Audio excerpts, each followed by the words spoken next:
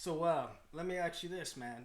Why did you decide to hang it up? Was it due to the injury? Because a lot of guys are, a lot of people say, guys retire from Supercross, motocross in their mid to their early 20s.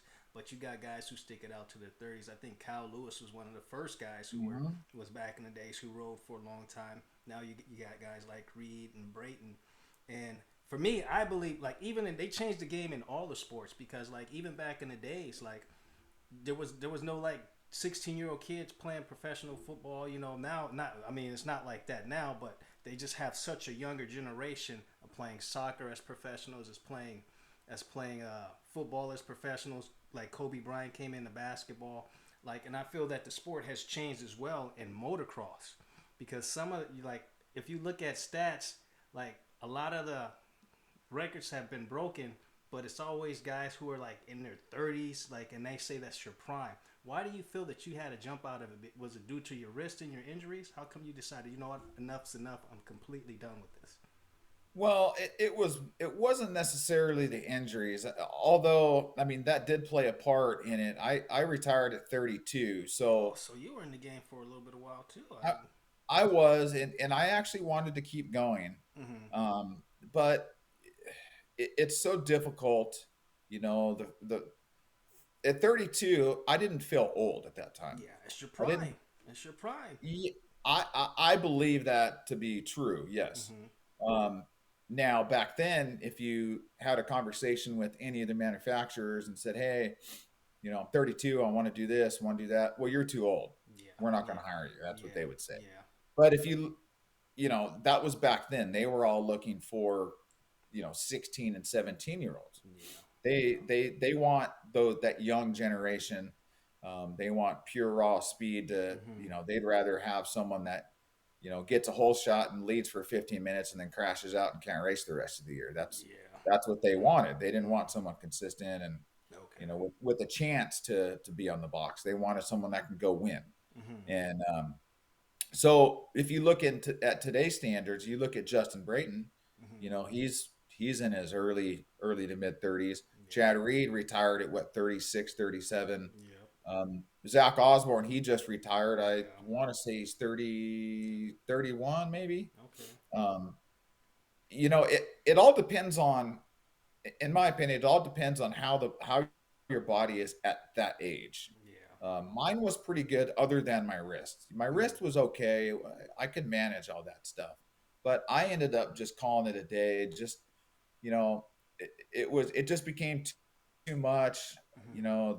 The industry, growing up in the mid '90s all the way in racing till 2007, which was my last year, and I Yeah. didn't even finish out the year. Okay. It changed a lot. The industry changed a lot. It started to get more political, Mm-hmm. and I just didn't like that. Okay. I didn't want to deal with all that BS. Yeah. I just all I wanted to do was ride and race, have a good time, do my best, Mm-hmm. and it got to be too much, and the burnout actually set in, and I was like, you know what, it's just time. Let's just go do something else. Yeah. You know, I Yeah. I'm very thankful um, that I was able to live out my dream. I mean, not everyone's able to do that, That's and true. I understand that, and I feel very fortunate and Mm-hmm. thankful Mm-hmm. that I was able to. I mean, I look back and I've traveled the world. I had a conversation with someone this morning, one of my Australian friends, and I spent time in Australia. I've been Wow. over there a bunch. I've traveled the world, and Nice. did I always do well? No. Mm-hmm. Could I have tried harder sometimes? Probably. Mm-hmm. But at times I really worked hard, and I almost won a championship as a privateer. Yeah. I missed it by 6 points, and shoulda, coulda, woulda. But Yeah. I had a great time. There's no one that had more fun than I did. I can guarantee that. That's what's up, man. So when you decided to hang it up, man, you said enough's enough. What did you get into after that? Man, I got into coaching, like most riders do when they retire.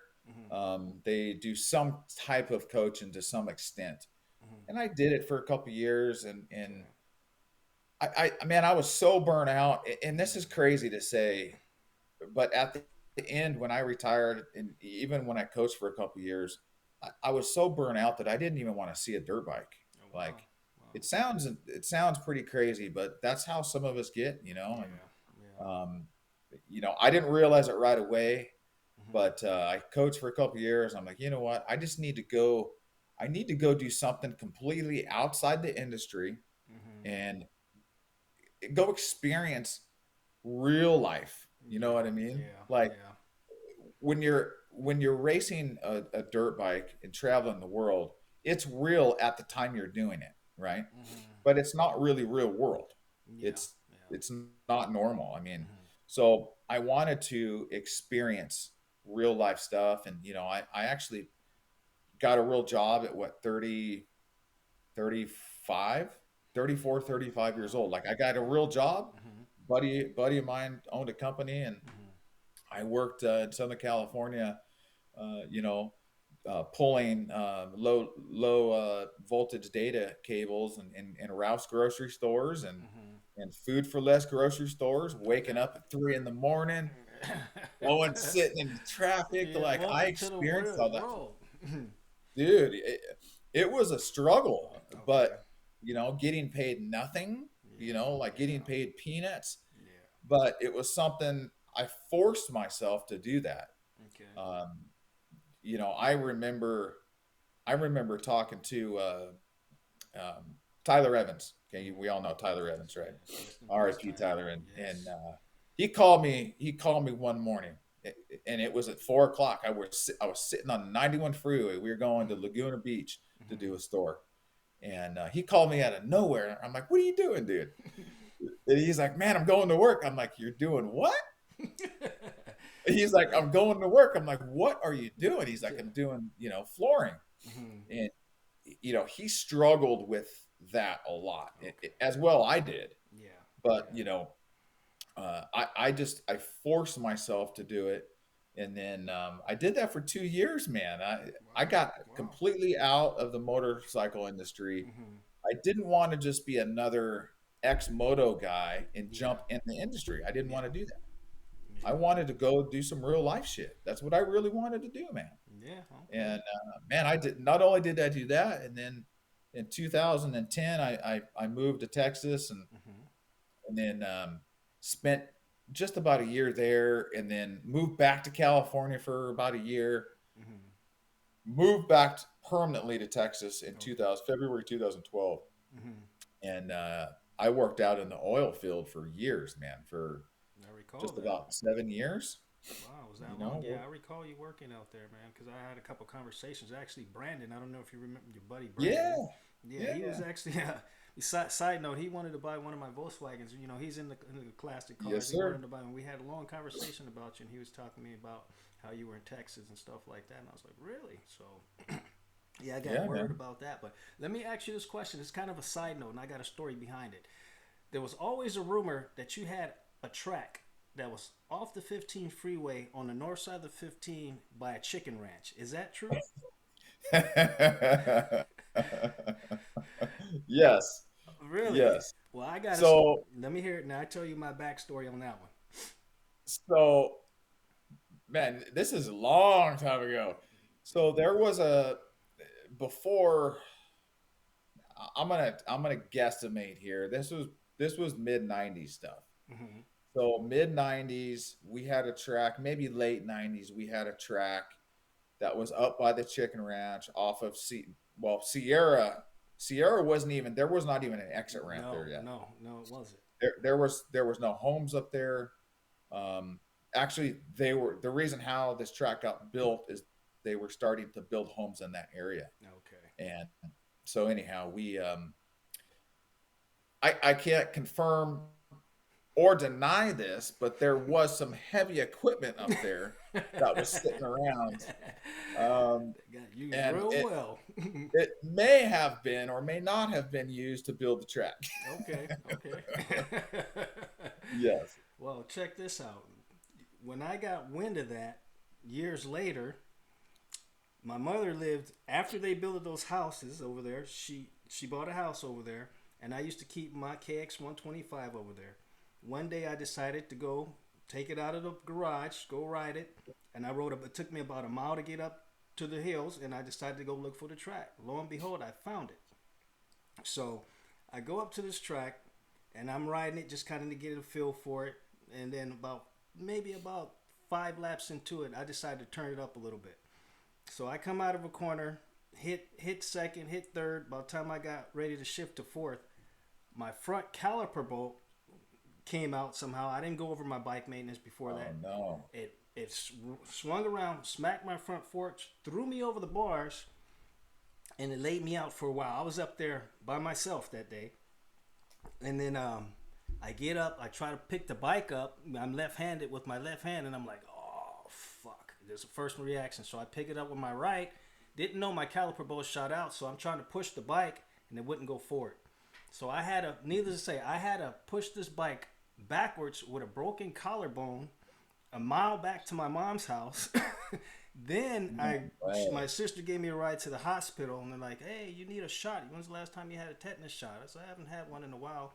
So the nurse brings out this needle that's literally like damn near a foot long, sticks it in my ass, and I'm like, "That's the last time I will ever go looking for a track that has your name all on it, fucker, man." I tell you that. Oh man, there's Man, that track. There was a couple tracks in that area. it was right by Etiwanda High School too. There was a bunch of tracks. So if let's go back to when the story when my dad sold my bikes. So let me tell you what I did. Okay. So I don't know if you know where that Supercross track was right next. Literally, it was right next to Etiwanda High School. Yeah, So yeah. Oh, yeah, yeah. Literally right before the high school. I was always wondering who built that track. I had seen it there. It was right. There so was a house right next to it too, right in the yes, yard. Yep, I yes. So remember that that track. was a track that was built. Rumor has it in the late '80s, Mm-hmm. and the Honda guys would go out there often. Hmm. Um, it was a Supercross track. It wasn't like full blown, peaked out jumps or anything, but it was a pretty reasonable size Supercross track. And Mm-hmm. so when I used to, so I grew up, you know where Alta Loma High School is, Oh right? yeah. Oh yeah. Okay. So I grew up a mile south of there. Mm-hmm. And I used to ride the train tracks.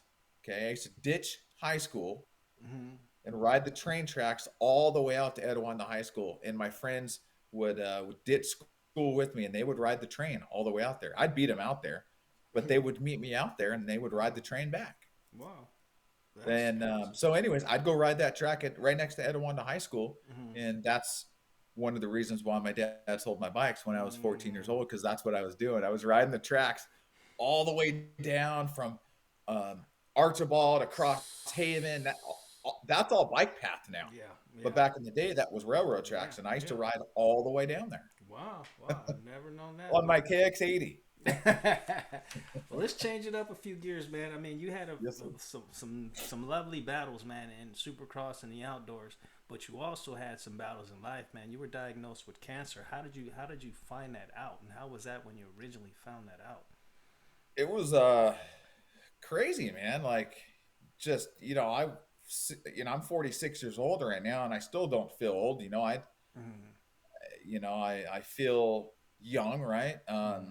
I felt okay when I was diagnosed with cancer. Hmm. I had a swollen lymph node on the left side of my neck, Okay. and it didn't hurt really. It was there, and it wasn't going away. Mm-hmm. Um, a little bit on the tired side, but nothing too gnarly to where I was like, oh, I potentially have cancer. Yeah. Um, so I ended up, how I found it was that swollen lymph node, and it started on literally. I went to Puerto Rico with Travis Pastrana and those guys. Mm-hmm. If you remember, in 2018, Yeah, they gave you. I believe it was 18. They ended up, or maybe it was 19. They ended up raising some money Mm-hmm. for the Motocross of Nations. They did the Team Puerto Rico thing. Him, Ryan Sipes, Kevin Windham.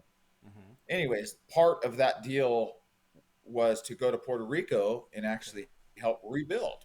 Hmm. So when I was there, right before I left, actually, and while I was there, I noticed a my swollen lymph node, and it was just wasn't even very noticeable. Anyways, like this was in December, so I got home and I kind of let it go for a couple months, and then in March of the next year, I went to see a doctor, and at the time I had all my wisdom teeth still, and one of my wisdom teeth on the lower left side, it was infected, and my doctor's like, look, it's probably that your swollen lymph node is probably from your infected tooth. So I went to go see a dentist. He agreed. He's like, I'm 90% sure that's what it is. He's like, how about we take all of your wisdom teeth out just to make sure? I'm like, okay. So we took all the wisdom teeth out. 3 weeks later, I went back in. I'm like, doc, it's still swollen. He's like, that's not good. Huh. So Wow. he's like, you need to go see an ear, nose, and throat doctor. And I'm like, well, do you know of any? And he's like, yes, actually, right across the hall. So he walked me across the hall. I'm sitting in the dentist chair, right, the Mm-hmm. orthodontist chair, and he actually walked me across the hall and got me in. And like literally 10 minutes later, the doctor was looking at me, Mm-hmm. and even then, he didn't see anything. Um, he stuck a 12-inch scope, a video camera up my nose, both sides and down the back of my throat. He didn't see anything. Wow. Blood work was negative. Just Wow. the craziest thing. Hmm. And finally, it came down to doing a biopsy. So he went in there and he found it then, and it was from squamous cell carcinoma to skin cancer, and mine was on the base of my tongue. Wow. So yeah, man. So it was there was we caught it early, even though it took him about 5 months to find. It was still Mm-hmm. in the early stages, Okay. and it was a struggle, man. It was the hardest thing that I've ever had to do, I can without imagine. hands down. I can imagine. I it was crazy, sitting. I had to do six.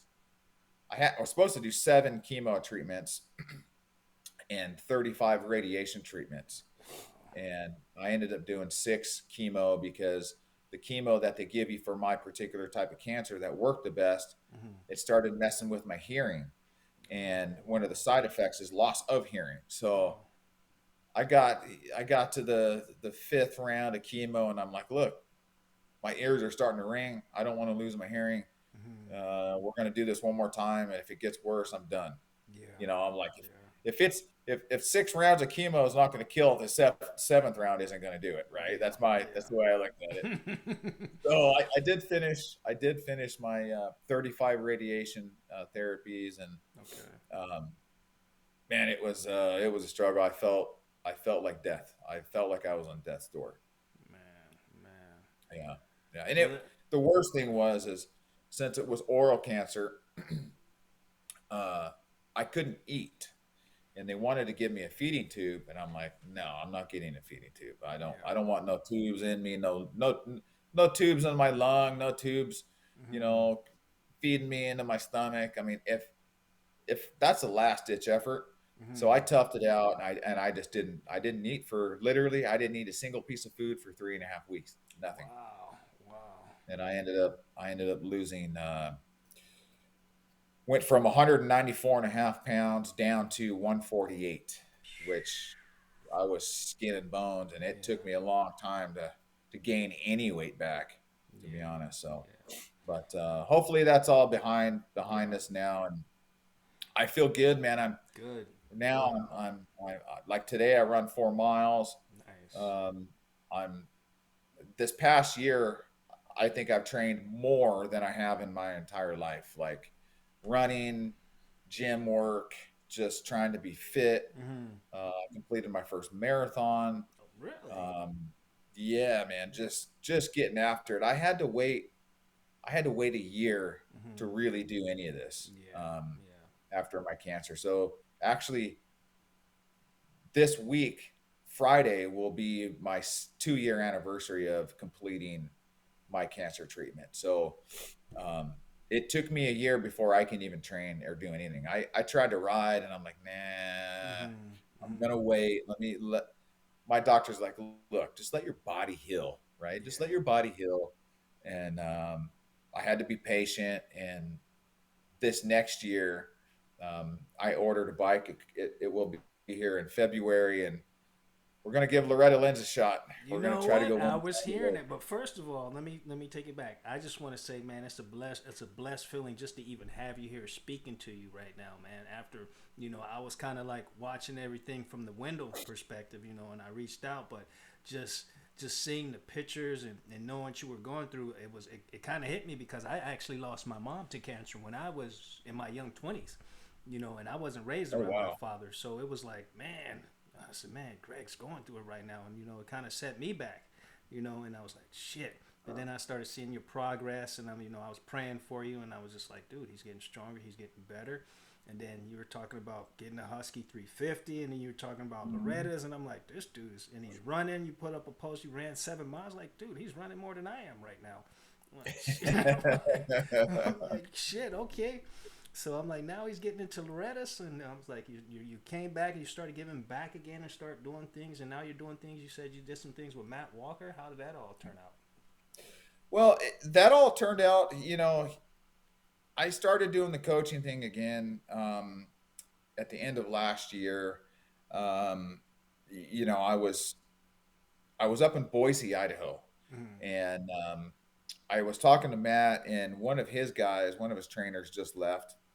Timmy left, and he went somewhere else. And Matt said he needed some help, and Mm-hmm. I thought about it. I'm like, you know what? Let's give it a shot. And Matt and I go way back. Okay. We raced together for years, Mm-hmm. so we go back to the early 2000s. Yeah.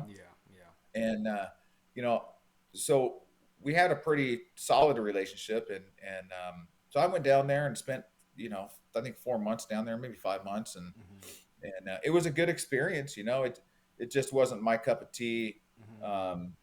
I my way of coaching is not his way of coaching, and Mm-hmm. he does things his way and I do things my way. Yeah. And that's Moto X is all his. and Mm-hmm. and I don't like the bigger groups. He had a lot of people there.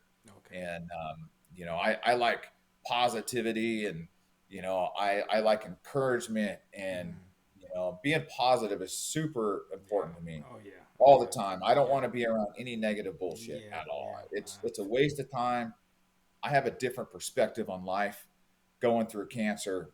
Yeah. And I regardless of the situation that I'm in, I want to stay positive. Yeah. But more than anything is I want to surround myself with positive people. There you go. And so at the end of the day, I decided to move on. I had another opportunity, and Mm-hmm. I wish Matt well, and I'm sure he's doing just fine without me. And Mm-hmm. I'm here in Arkansas now, and Okay. coaching full time, and Nice. and I coach one kid full time, and then I'm able to bring in some kids here, and I do classes on the weekends, and Mm-hmm. enjoying myself, man. I don't. I feel like there at times in some of my career I may have wasted a little bit of time, and Mm-hmm. I do regret that. Sometimes I was working my butt off. Sometimes I may not have been, Yeah. and I kind of regret that part of it. And now I don't want to take any opportunity and waste it. Yeah. So I want to try to give back as much as I can, Mm-hmm. especially after going through my cancer. You Mm-hmm. never know when your time is up, Yeah. and facing death, staring death, in its eyes. It was a scary thing for me, and it really opened my eyes up to, you know, if there's an opportunity in front of you, take it, and Yes. Yes. and and try to give back as much as possible. So that's how I try to live my life now. That's good, man. It's always good to have positivity and good energy around you. I feel the same way as you, man. It's like I don't like the bad energy or being around any of it. Mm-mm. You know what I mean? So I just what you give out is what you'll receive is how I look at it. So if you're giving out bad energy, you're gonna receive bad energy. So Yeah, I try and to pray. I I 100% agree with that, and I keep my circle small, man. I Yeah. don't like, it's not like back it was back in the day when all of us riders had entourages at some point. Mm-hmm. How big that entourage was. Depending on how good you did the following or the previous weekend. Yeah. But now I keep my circle small, man, Yeah. and That's I want to be around real people, Yeah. solid people, Yeah. and moving forward with positive vibes only, man. There you go. Let's go. There you go. That's how you do it. I just want to say it was a pleasure having you. I'm blessed to be, like I said, I'm blessed that I'm able to sit here and talk with you. I'm glad you fought this cancer. Let's keep that behind you. You're always going to be in my prayers. And thank you for tuning in and coming on to Blacklisted and Max, man. It was good seeing you once again. It's been a while. I think the last time I seen you were actually training at Glen Helen, and this was probably like maybe like 2010 or 12 or something like that. Yep. You were doing your thing out there. But it's good to reconnect with you, man. And I just want to say thank you, and let's get a part 2 someday, man. Let's get Dude, absolutely, man. I appreciate you having me on, and it's good seeing you too, bud. It's been a while, way too long, and if I'm ever in that Toronto area, dude, I would definitely hit you up. You got to, man. I'm right here, dude. Got a spot for you already, buddy. Don't even worry. Absolutely, man. Thank you so much. I appreciate it, bud. Always, Greg, man. I love you, brother. Take care of yourself, man, and we'll catch up and stay in touch for sure. Sounds good, bud. Thank you. All right. Peace. Peace, man. What a celebration under a full moon tonight in San Diego for this young man, Greg Schnell.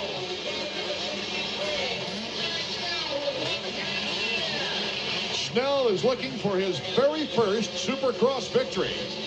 And it's a great story of a privateer victoring over support teams. This wasn't just a hole shot. Boy, he earned this.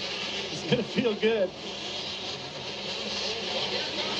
In San Diego last year, he placed 19th, and today he sees the checkers flying for his very first victory. Many years of hard work for this privateer, sponsored by Moto World El Cajon. Turning to the official results, behind Schnell is Talon Bolin with a very steady race. Shea Bentley with his first podium. This could be a breakthrough race for Shea. Zane in 4th, Preston rounding out the top 5, Pingree in 6th. Another day of learning for Justin Buckbaloo. Let's go to an up-close witness now to the victorious festivities, Davey Combs. Davey. Guys, as you can see down here, a very ecstatic Moto World Racing from El Cajon crew. They just got themselves a win in the EA Supercross Championships. Privateer teams, you don't see us very often. I'm going to get in there. Hey, Greg. Good job, Greg. I know that I know you've been on the podium before, Greg, but how's it feel to be on the top step finally? Oh man, this is wonderful. I can only imagine what it would feel like to win a Supercross, and I finally did. After all this hard work, finally paid off. I know you got a lot of friends down here, your sponsors from right down the road. You live less than an hour away. This has to be the most special place you could ever imagine or dream of to actually win your first professional race. Yeah, I know I've always raced here in San Diego, and my sponsors right in downtown San Diego. So here in Anaheim, I love these places, and I always do good here. I'm really stoked right now. Right on, Greg. Congratulations. Thanks.